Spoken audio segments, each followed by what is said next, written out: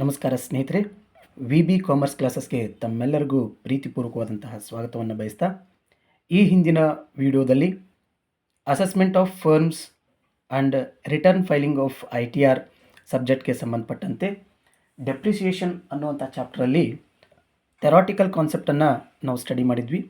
So ಇವತ್ತು ಆ depreciation calculation ಯಾವ ರೀತಿ ಮಾಡಬೇಕು ಅನ್ನೋದನ್ನು ಪ್ರೀವಿಯಸ್ ಇಯರ್ ಅಂದರೆ 2024 ಒಳಗಡೆ ಕೇಳಿರುವಂತಹ ಪ್ರಶ್ನೆಯನ್ನು ಇಟ್ಕೊಂಡು ಇವತ್ತು ಆ ಕ್ಯಾಲ್ಕುಲೇಷನ್ ಮಾಡುವಂತಹ ಒಂದು ಪ್ರೊಸೀಜರನ್ನು ನೋಡೋಣ. ಸೊ ಮೊದಲನೇದಾಗಿ ಇಲ್ಲಿ ಕ್ವಶನ್ ಏನು ಕೊಟ್ಟಿದ್ದಾರೆ ಅನ್ನೋದ್ರ ಬಗ್ಗೆ ಅಬ್ಸರ್ವ್ ಮಾಡ್ತಾ ಹೋಗೋಣ. ಕ್ವಶನ್ ಏನಿದೆ ಅಂತಂದರೆ, Madan limited is engaged in the manufacture of computer hardware. The details of their plant block of assets for the previous year 2022-23 are as under. Particular block 1, block 2, block 3. Rate of depreciation 15%, 30% and 40%. Written down value as on 1/4/2022 1,80,000, 2,50,000 and 5 lakh. Addition of plant 5,70,000, 4 lakh and 1,70,000. Sale proceeds comes to the 80,000, 2 lakh and 7,50,000. Plant of block 1 were acquired in May 2022 but put to use in September 2022.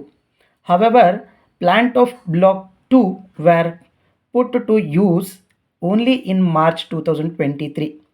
The entire plant of block 3 were sold on 1/2/2023. The company is entitled for additional depreciation at 10-20%. So previously ನಾವು ಹೇಳಿದ್ವಿ ನಿಮಗೆ format ಬರ್ತದೆ. ಏನು format ಬರ್ತದೆ ಅಂತಂದರೆ, depreciation calculation ಮಾಡುವಾಗ ನಾವು ಫಸ್ಟಿಗೆ ರಿಟರ್ನ್ ಡೌನ್ ವ್ಯಾಲ್ಯೂ ಓಪನಿಂಗ್ ಬ್ಯಾಲೆನ್ಸನ್ನು ತಗೋಬೇಕು. ಆ ಒಂದು ಅಮೌಂಟಲ್ಲಿ addition of any purchases additions ಇದ್ದರೆ ಆ್ಯಡ್ ಮಾಡಬೇಕು. ಬಂದಂತಹ ವ್ಯಾಲ್ಯೂ ಅಲ್ಲಿ ಸೇಲ್ಸ್ ಪ್ರೊಸೀಡ್ಸನ್ನು ಡಿಡಕ್ಟ್ ಮಾಡಬೇಕು. ಬರುವಂಥ ವ್ಯಾಲ್ಯೂಗೆ written down value before depreciation ಅಂತ ಕರೀತಾರೆ. ಸೊ ಈ written down value before depreciation ಅಮೌಂಟಲ್ಲಿ ಡೆಪ್ರಿಸಿಯೇಷನ್ ಕ್ಯಾಲ್ಕುಲೇಷನ್ ಮಾಡಬೇಕು. ಫಸ್ಟು ನಾರ್ಮಲ್ ಡೆಪ್ರಿಸಿಯೇಷನನ್ನು ಕ್ಯಾಲ್ಕುಲೇಷನ್ ಮಾಡಬೇಕು, ಹಾಗೆಯೇ ಅಡಿಷ್ನಲ್ ಡೆಪ್ರಿಸಿಯೇಷನ್ನು ಕೂಡ ಕ್ಯಾಲ್ಕುಲೇಟ್ ಮಾಡಬೇಕು.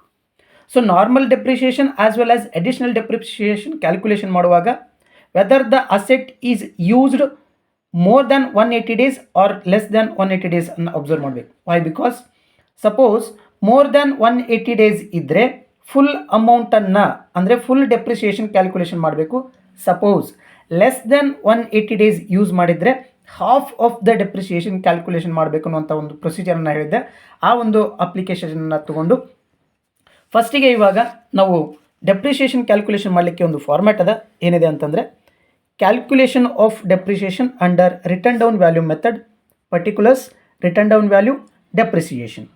First we have to take block 1. Block 1 ಅನ್ನು ತೊಗೋಬೇಕು. ಸೊ ಬ್ಲಾಕ್ 1 ಫಸ್ಟಿಗೆ ಏನು ತೊಗೋಬೇಕಂತಂದರೆ ರಿಟರ್ನ್ ಡೌನ್ ವ್ಯಾಲ್ಯೂವನ್ನು ತೊಗೋಬೇಕು. Return down value as on 1/4/2022 ಅಂದರೆ 1/4/2022ರಲ್ಲಿ 1,80,000 rupees ಅದ. ಈ ಅಮೌಂಟನ್ನು ತೊಗೋಬೇಕು. ಇದಕ್ಕೆ add any purchases or any additions, addition of plant, addition of ಪ್ಲ್ಯಾಂಟನ್ನು ತೊಗೋಬೇಕು. ಈ ಎಡಿಷನ್ ಆಫ್ ಪ್ಲ್ಯಾಂಟನ್ನು ಪ್ರಾಬ್ಲಮಲ್ಲಿ ಕೊಟ್ಟಿದ್ದಾರೆ. That is 5,70,000. 5,70,000 ಈ ಅಮೌಂಟನ್ನು ಆ್ಯಡ್ ಮಾಡಬೇಕು. ಎಷ್ಟು ಬರ್ತದಪ್ಪ ಅಂತಂದರೆ 7,50,000 rupees ಬರ್ತದೆ. 7,50,000 ಬರ್ತದೆ. ಸೊ ಈ 7,50,000 ಅಲ್ಲಿ ಲೆಸ್ ನಮಗೆ ಸೇಲ್ಸ್ ಪ್ರೊಸೀಡ್ಸ್ ಕೊಟ್ಟಿದ್ದಾರೆ. That is 80,000. ಈ 80,000ಅನ್ನು ಡಿಡಕ್ಟ್ ಮಾಡಬೇಕು. ಸೇಲ್ಸ್ ಪ್ರೊಸೀಡ್ಸ್ ಅಮೌಂಟನ್ನು ಲೆಸ್ ಮಾಡಬೇಕು. 80,000 ಲೆಸ್ ಮಾಡಿದರೆ ನಮಗೆ ರಿಮೈನಿಂಗ್ ಬ್ಯಾಲೆನ್ಸ್ 6,70,000 rupees ಉಳಿತದೆ. ಈ 6,70,000 rupeesಗೆ written down value before depreciation ಅಂತ ಕರೀತಾರೆ. ಬಿಫೋರ್ ಡೆಪ್ರಿಸಿಯೇಷನ್ ಅಂತ ಕರೀತಾರೆ. ಸೊ ಈ ಡೆಪ್ರಿಸಿಯೇಷನ್ ಅಮೌಂಟಲ್ಲಿ ಲೆಸ್ ಡೆಪ್ರಿಸಿಯೇಷನ್ ಕ್ಯಾಲ್ಕುಲೇಷನ್ ಮಾಡಬೇಕು. ಡೆಪ್ರಿಸಿಯೇಷನ್ ಕ್ಯಾಲ್ಕುಲೇಷನ್ ಮಾಡಬೇಕು. ಕ್ಯಾಲ್ಕುಲೇಷನ್ ಮಾಡುವಾಗ ಫಸ್ಟು ನಾರ್ಮಲ್ ಡೆಪ್ರಿಸಿಯೇಷನನ್ನು ಕ್ಯಾಲ್ಕುಲೇಷನ್ ಮಾಡಬೇಕು. ನಾರ್ಮಲ್ ಡೆಪ್ರಿಷಿಯೇಷನ್ ಕ್ಯಾಲ್ಕುಲೇಷನ್ ಮಾಡಬೇಕು. ನಾರ್ಮಲ್ ಡೆಪ್ರಿಷಿಯೇಷನ್ ನಮ್ಗೆ ಇಲ್ಲಿ ಕೊಟ್ಟಿದ್ದಾರೆ ಎಷ್ಟು ಅಂತಂದರೆ 15%.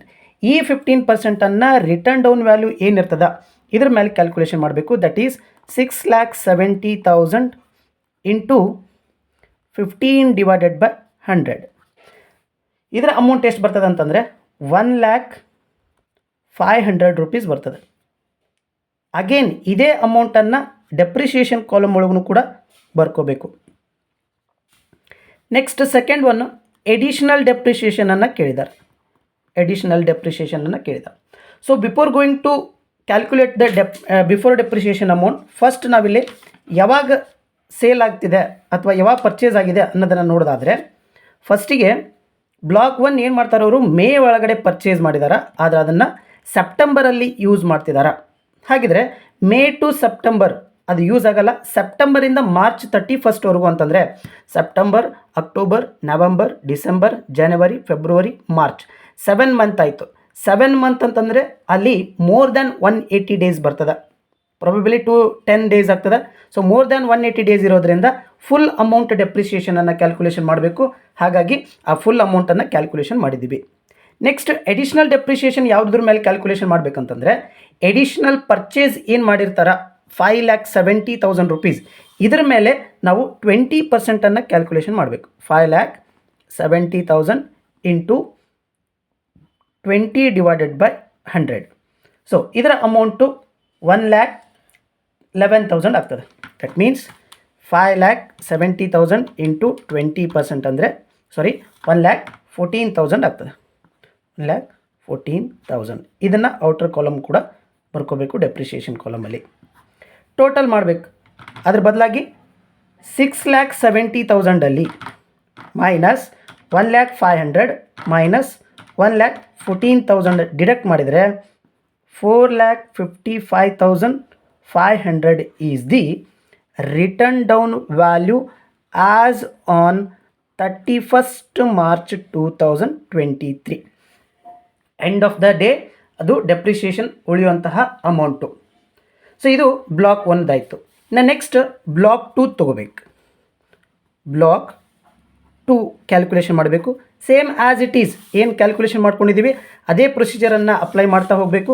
ಫಸ್ಟ್ ಏನು ತೊಗೊಳ್ಬೇಕು ಅಂತಂದರೆ ಇಲ್ಲಿ return down value as on 1/4/2022.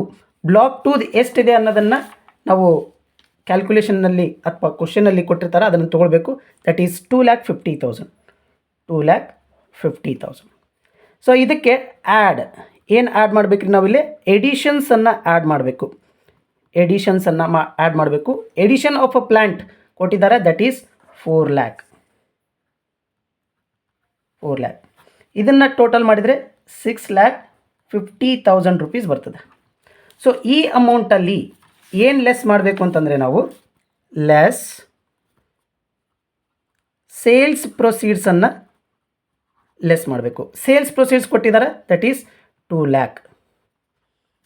Less ಮಾಡಿದರೆ ನಮಗೆ ಬರುವಂಥ ಅಮೌಂಟು 4,50,000.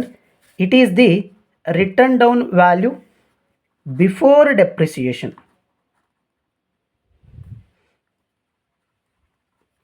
ಇದರಲ್ಲಿ ಏನು ಲೆಸ್ ಮಾಡಬೇಕು ನಾವು, ಲೆಸ್ ಡೆಪ್ರಿಷಿಯೇಷನ್. ಡೆಪ್ರಿಷಿಯೇಷನ್ ಲೆಸ್ ಮಾಡಬೇಕು. ಡೆಪ್ರಿಷಿಯೇಷನ್ ಲೆಸ್ ಮಾಡುವಾಗ ಫಸ್ಟ್ ಒನ್ ನಾರ್ಮಲ್. ಈ ನಾರ್ಮಲ್ ಕ್ಯಾಲ್ಕುಲೇಷನ್ ಮಾಡುವಾಗ ಇದು ಎಷ್ಟು ಡೇಸ್ ಯೂಸ್ ಆಗೈತೆ ಅನ್ನೋದ್ರ ಬಗ್ಗೆ ಕಾನ್ಸಂಟ್ರೇಷನ್ ಮಾಡಬೇಕು. ಸೊ ಆಲ್ರೆಡಿ ನಾನು ಹೇಳಿದ್ದೀನಿ, ಸಪೋಸ್ ಲೆಸ್ ದ್ಯಾನ್ 180 ಡೇಸ್ ಏನಾದರೂ ಯೂಸ್ ಮಾಡಿದರೆ ಅಲ್ಲೇನು ಮಾಡಬೇಕು, ರಿಟರ್ನ್ ಡೌನ್ ವ್ಯಾಲ್ಯೂ ಅಲ್ಲಿ ಫಸ್ಟಿಗೆ ರಿಟರ್ನ್ ಡೌನ್ ವ್ಯಾಲ್ಯೂ ಅಲ್ಲಿ ಪರ್ಚೇಸ್ ಆರ್ ಎಡಿಷನ್ಸ್ ಅಮೌಂಟನ್ನು ಡಿಡಕ್ಟ್ ಮಾಡಿ ಬಂದಂಥ ವ್ಯಾಲ್ಯೂ ಮೇಲೆ ಡೆಪ್ರಿಸಿಯೇಷನನ್ನು ಕ್ಯಾಲ್ಕುಲೇಷನ್ ಮಾಡಬೇಕು. ಆಮೇಲೆ ಎಡಿಷನ್ಸ್ ಕ್ಯಾಲ್ಕುಲೇಷನ್ ಮಾಡುವಾಗ ಹಾಫ್ ಅಮೌಂಟನ್ನು ತೊಗೋಬೇಕು. ಹಾಗಿದ್ರೆ ನಾರ್ಮಲ್ ಕ್ಯಾಲ್ಕುಲೇಷನ್ ಮಾಡುವಾಗ ಇದರ 180ಕ್ಕಿಂತ ಕಡಿಮೆ ಯಾಕಾಗಿದೆ ಅನ್ನೋದನ್ನಾದರೆ ಇದನ್ನು ಯಾವಾಗ ಯೂಸ್ ಮಾಡ್ತಿದ್ದಾರೆ ಅವರು, put to use only in March 2023, ಅಂದರೆ 31 ಡೇಸ್ ಅಷ್ಟೇ ಯೂಸ್ ಮಾಡ್ತಿದ್ದಾರೆ. ಹಾಗಾಗಿ ಅದು 180 ಡೇಸ್ಗಿಂತ ಕಡಿಮೆ ಐತಿ ಅಂತ ಅರ್ಥ. ನೆಕ್ಸ್ಟ್ ಇದರಲ್ಲಿ 4,50,000 ರೂಪೀಸ್ ರಿಟರ್ನ್ ಡೌನ್ ವ್ಯಾಲ್ಯೂ ಬಂದದ. ಇದರಲ್ಲಿ ಎಡಿಷನ್ಸ್ ಅಮೌಂಟು 4 ಲ್ಯಾಕನ್ನು ಡಿಡಕ್ಟ್ ಮಾಡಬೇಕು. ಬರುವಂಥ ವ್ಯಾಲ್ಯೂ 50,000. ಈ 50,000 ಮೇಲೆ ನಾರ್ಮಲ್ ಡೆಪ್ರಿಷಿಯೇಷನ್ 30% ಕ್ಯಾಲ್ಕುಲೇಷನ್ ಮಾಡಬೇಕು. That is 15,000. ಇದನ್ನು ಡೆಪ್ರಿಷಿಯೇಷನ್ ಕಾಲಮ್ ಒಳಗೂ ಕೂಡ ಬರಿಬೇಕು. ನೆಕ್ಸ್ಟ್ ಸೆಕೆಂಡ್ ಒನ್, ಅಗೇನ್ ಇಲ್ಲಿ 4 ಲ್ಯಾಕ್ ಮೇಲೆ ಅಂದರೆ ಇಲ್ಲಿ ಕಾಸ್ಟ್ ಆಫ್ ಅಸೆಟ್ ಮೇಲೆ ಕ್ಯಾಲ್ಕುಲೇಷನ್ ಮಾಡಬೇಕು. ಅಂದರೆ ಅಡಿಷನ್ಸ್ ಅಮೌಂಟ್ ಮೇಲೆ ನಾರ್ಮಲ್ ಡೆಪ್ರಿಷಿಯೇಷನನ್ನು ಕ್ಯಾಲ್ಕುಲೇಷನ್ ಮಾಡಬೇಕು 30/100. ಆದರೆ ಹಾಫ್ ಅಮೌಂಟನ್ನು ಮಾತ್ರ ತೊಗೋಬೇಕು. ದ್ಯಾಟ್ ಈಸ್ 50% ಅಮೌಂಟನ್ನು ತೊಗೋಬೇಕು. ಅದು ಎಷ್ಟಾಗ್ತದೆ ಅಂತಂದರೆ 4 ಲ್ಯಾಕ್ ಇಂಟು 30/100 ಇಂಟು 1/2 ಮಾಡಿದರೆ ನಮಗೆ 60,000 ಬರ್ತದೆ. 60,000. ನೆಕ್ಸ್ಟ್ ಥರ್ಡ್ ಒನ್ ಏನಿರ್ತದೆ ಅಲ್ಲಿ ಎಡಿಷನಲ್ ಡೆಪ್ರಿಷಿಯೇಷನನ್ನು ಕ್ಯಾಲ್ಕುಲೇಷನ್ ಮಾಡಬೇಕು. ಈ ಎಡಿಷನ್ ಡೆಪ್ರಿಷಿಯೇಷನನ್ನು ಎಡಿಷನಲ್ ಅಮೌಂಟ್ ಏನಿದೆ 4 ಲ್ಯಾಕ್ ರುಪೀಸ್ ಮೇಲೆ ಕ್ಯಾಲ್ಕುಲೇಷನ್ ಮಾಡಬೇಕು. ಎಡಿಷನ್ ಡೆಪ್ರಿಸಿಯೇಷನ್ 20% ಇದೆ. 20/100 ಇಂಟು 1/2 ಮಾಡಿದರೆ ನಮಗೆ 40,000 ಡೆಪ್ರಿಸಿಯೇಷನ್ ಬರ್ತದೆ. 40,000 ಡೆಪ್ರಿಸಿಯೇಷನ್ ಬರ್ತದೆ. ಸೊ ಟೋಟಲ್ ಇಲ್ಲಿ 4,50,000 ಇದೆ. ಅದರಲ್ಲಿ ಈ ಮೂರು ಅಮೌಂಟನ್ನು ಡಿಡಕ್ಟ್ ಮಾಡಿದರೆ ಫೈನಲಿ ನಮಗೆ ಬರೋದು 3,35,000. ಇದು return down value as on 31/3/2023. ಇದು ಬ್ಲಾಕ್ 2ದಾಯಿತು. ಇನ್ನು ನೆಕ್ಸ್ಟ್ ಥರ್ಡ್ ಒನ್ ಬರ್ತದೆ ಬ್ಲಾಕ್ 3. ಈ ಬ್ಲಾಕ್ 3ಇದು ಸೇಮ್ ಆ್ಯಸ್ ಯೂಶ್ವಲ್ ನಾವು ಅದೇ ರೀತಿ ಕ್ಯಾಲ್ಕುಲೇಷನ್ ಮಾಡ್ತಾ ಹೋಗಬೇಕು. Return down value as on 1/4/2022 ಎಷ್ಟಿದೆ ರೀ? 5 ಲ್ಯಾಕ್ ರುಪೀಸ್ ಅದ. 5 ಲ್ಯಾಕ್. ಇದಕ್ಕೆ ಆ್ಯಡ್ ಎಡಿಷನ್ಸನ್ನು ಆ್ಯಡ್ ಮಾಡಿದರೆ ಎಷ್ಟಿದೆ ಎಡಿಷನ್ಸು? 1,70,000 ಅದ. ಟೋಟಲ್ ಮಾಡಿದರೆ 6,70,000 ಬಂತು. ನೆಕ್ಸ್ಟ್ ಇದರಲ್ಲಿ ಲೆಸ್ ಸೇಲ್ಸ್ ಪ್ರೊಸೀಡ್ಸ್ ಎಷ್ಟಿದೆ ನಮಗಿಲ್ಲಿ? 7,50,000 ಐತಿ. 7,50,000 ಅಂದರೆ ಇದು -80,000 ಬರ್ತದೆ. -80,000 ಬರ್ತದೆ. ಅಂದರೆ ಇದನ್ನು ನಾವು ಕ್ಯಾಪಿಟಲ್ ಗೇನ್ ಅಂತ ಕನ್ಸಿಡರ್ ಮಾಡ್ತೀವಿ. Why? Because purchase written down ವ್ಯಾಲ್ಯೂಕ್ಕಿಂತ ಸೇಲ್ಸ್ ಅಮೌಂಟ್ ಜಾಸ್ತಿ ಇರೋದ್ರಿಂದ ಅದು ನಮಗೆ ಪ್ರಾಫಿಟ್ ಆಗ್ತದೆ. ಹಾಗಾಗಿ ಇಲ್ಲೇ ಡೆಪ್ರಿಷಿಯೇಷನ್ ಕ್ಯಾಲ್ಕುಲೇಷನ್ ಮಾಡಲಿಕ್ಕೆ ಬರಲ್ಲ. ಹಾಗಿದ್ರೆ ಟೋಟಲ್ ಡೆಪ್ರಿಷಿಯೇಷನ್ ಎಷ್ಟಾಗ್ತದೆ ಅನ್ನೋದನ್ನು ನೋಡೋದಾದರೆ ಡೆಪ್ರಿಷಿಯೇಷನ್ ಅಷ್ಟು ಅಮೌಂಟನ್ನು ಟೋಟಲ್ ಮಾಡ್ಕೊಳ್ಬೇಕು. ಫಸ್ಟ್ ಬ್ಲಾಕ್ ಆಫ್ ಅಸೆಟಿಂದ ಎಷ್ಟದ ನೋಡ್ರಿ? 1,05,000 plus 1,14,000 plus 15,000 plus 16,000 plus 40,000. Total depreciation 3,29,500 ಬಂತು. ಸೊ ಇದು ಡೆಪ್ರಿಷಿಯೇಷನ್ ಕ್ಯಾಲ್ಕುಲೇಷನ್ ಮಾಡುವಂತಹ ಪ್ರೊಸೀಜರ್. ಸೊ ಇದೇ ರೀತಿ ನಿಮಗೆ ಆ್ಯನ್ಯುವಲ್ ಎಕ್ಸಾಮಲ್ಲಿ ಕ್ವಶನನ್ನು ಕೇಳ್ತಾರೆ. ಫೈನಲಿ 2025 ಅಂದರೆ ಸೋಮವಾರ 7ನೇ ತಾರೀಕಿನ ದಿನ ನಡೆಯುವಂತಹ ಎಕ್ಸಾಮಲ್ಲಿ ಇದೇ ರೀತಿ ಕ್ವಶನನ್ನು ಕೇಳ್ತಾರೆ. ನೀವು ಇದೇ ಪ್ರೊಸೀಜರನ್ನು ಇಟ್ಕೊಂಡು ಸಾಲ್ವ್ ಮಾಡ್ತಾ ಹೋಗಬೇಕು. ಸೊ ಈ ಒಂದು ತರಗತಿಯನ್ನು ವೀಕ್ಷಣೆ ಮಾಡ್ತಿರುವಂತಹ ಎಲ್ಲ ವಿದ್ಯಾರ್ಥಿಗಳಿಗೆ ವಿ ಬಿ ಕಾಮರ್ಸ್ ಕ್ಲಾಸಸ್ ಕಡೆಯಿಂದ ತಮ್ಮೆಲ್ಲರಿಗೂ ಧನ್ಯವಾದಗಳು.